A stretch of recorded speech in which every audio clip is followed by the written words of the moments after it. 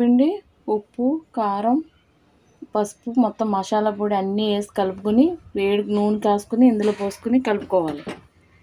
తర్వాత దొండకాయలు ఇలాగా 4 చీలికలు పెట్టుకుని ఇట్లా కుక్కేసుకుని ఇట్లా వేసేసుకోవాలి.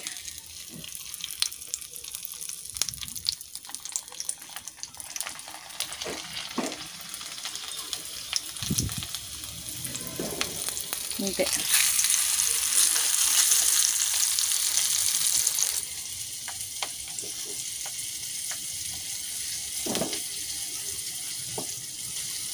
ఉప్పు కూడా తినేయచ్చు రైస్లోనే అక్కల్లా. ఆ పక్కన మూత పెట్టేదండి.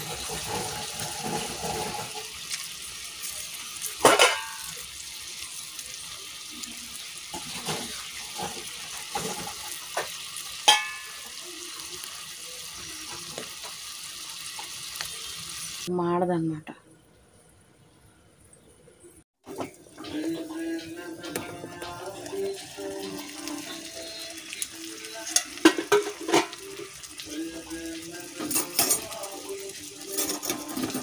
జాగ్రత్తగా తీసుకోవాలి, లేకపోతే చేయి కాలిపోతాయి. నీళ్ళు కూడా వేడిగా అయిపోతాయి. ఇది ఇలా చక్కగా ఇక అడుగు అంటుంది అనమాట. అలా నీళ్లు పెడితే మనం కష్టపడక్కల్లా. ఇది స్టీల్ ముక్కలు మూల కూతన్నా వచ్చింది, అది మామూలుగా అయితే అది కూడా రాదు. ఇప్పుడు సిల్వర్ వాటిల్లో తినకూడదు అంటున్నారని చాలా వరకు నేను మామూలుగా చేస్తున్నాను. ఇత్తడి గిన్నెలో రైస్ వండటం అలా కొన్ని చిట్కాలు పాటిస్తున్నా.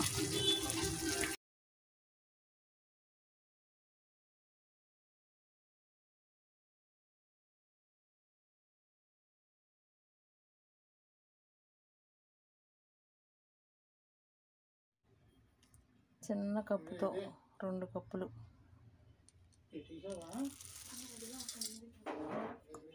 పోసుకున్నా. ఇగో 2 ఎండుమిరపకాయలు,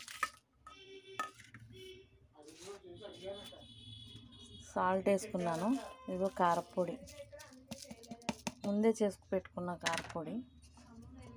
ఇది జీలకర్ర, వెల్లుల్లిపాయ, మొత్తం ఇదంతా పౌడర్ కొట్టుకోవాలి.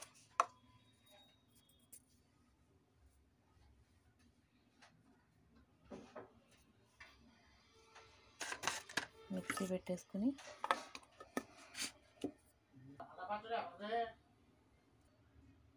ఇక మిక్సీలో పట్టేసాక ఇందులో పోసుకోవాలి.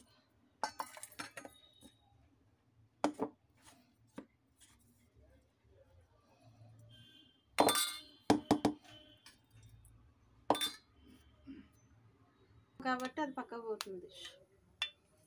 ఇంకో ఆయిల్ పోసుకున్నా బాణీ పెట్టుకొని.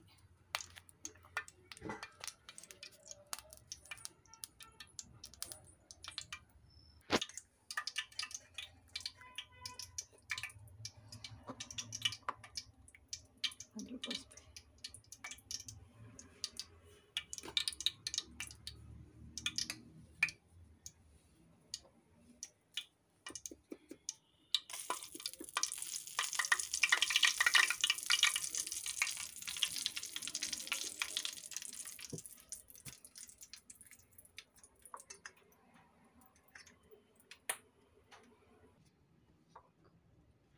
ఇలా కారం దూర్చేసుకొని వీటిలో ఇలా పెట్టేసుకోవడం.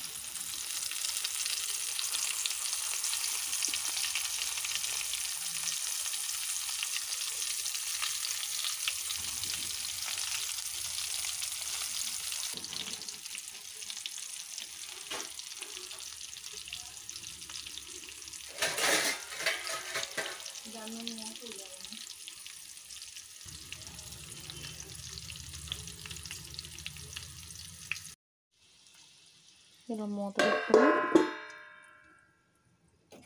ఇలా నీళ్ళు పోసుకుంటే మాడదు.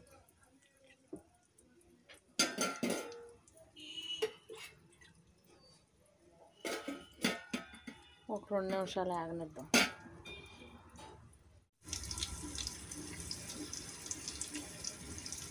ఐదు నిమిషాల తర్వాత నీళ్ళు అందులో పడకుండా జాగ్రత్తగా తీసుకోవాలి. చేతి మీద కూడా పోసుకోకుండా. ఇవి ఇలా మగ్గిపోతాయి చక్కగా. వాటర్ పెట్టకపోతే ఇలా మగ్గవు అన్నమాట. ఈ తిరగా బొరలో వేసుకుంటే మిరపకాయ కూడా వేగిపోతాయి.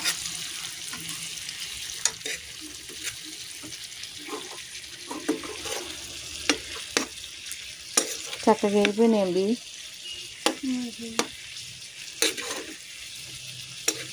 మగ్గిపోతాయి చక్కగా. ఇంకా అలా వాటర్ పోసి మూత పెట్టామంటే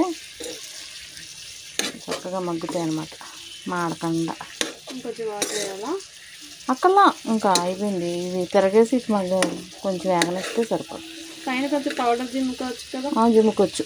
జిమ్ అయితే స్పైసీగా తినాలి కావాలనుకున్న వాళ్ళు జిమ్ముకోవచ్చు. ఎక్కువ స్పైసీ తిన్న వాళ్ళకి ఇది సరిపోద్ది. మనం స్పైసీ ఇష్టపడతాంగా, మనకి జిమ్